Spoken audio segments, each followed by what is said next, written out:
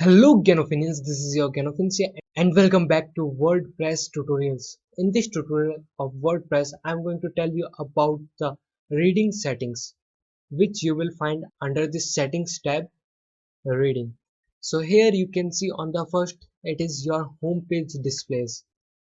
अगर आप यहाँ पे सबसे पहले अगर ये चूज करते हैं योर लेटेस्ट पोस्ट, इसका मतलब है कि आपने जो भी रिसेंटली पोस्ट किया होगा वो पेज ओपन होगा। जैसे ही आप ट्यूटोरियल्स विद ganofins.com पे क्लिक करेंगे तो जो मेरे रिसेंटली पोस्टेड है वो ओपन होंगे। और अगर आप इस पे क्लिक करते हैं एक स्टैटिक पेज, तो अपन को दो पेज क्रिएट करने पड़ेंगे, एक तो होम पेज और एक लेटेस्ट पोस्ट वाला पेज होगा वो भी क्रिएट करना पड़ेगा। इसलिए मैंने इसको ही चूज कर रखा है।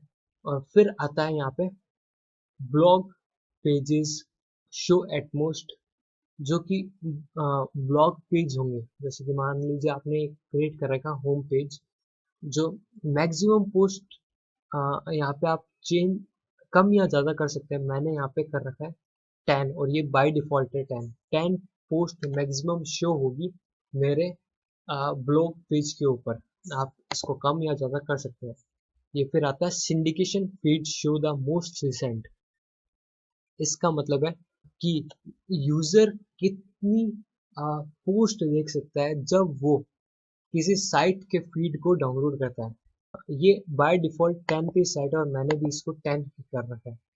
फिर आता है for each article in A feed show full text और समरी।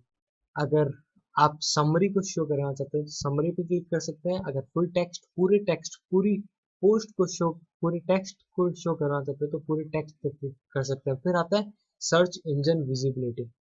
ये एक बड़ा ही इम्पोर्टेंट ऑप्शन है। इसको ये बाय डिफॉल्ट चेक रहता है। आई रिकमेंड इसको आप अनचेक कर दीजिए।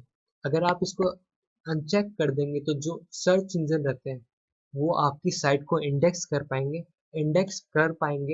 तो आपकी जो साइट है वो टॉप रिजल्ट्स के अंदर आ पाएगी।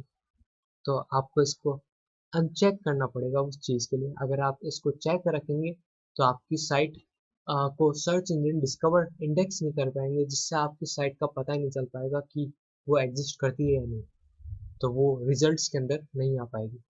Well, I hope you guys understood about the reading settings in WordPress. If you have any question or query regarding to this thing, then you can ask me in the comment section below. Well, thanks for watching the video.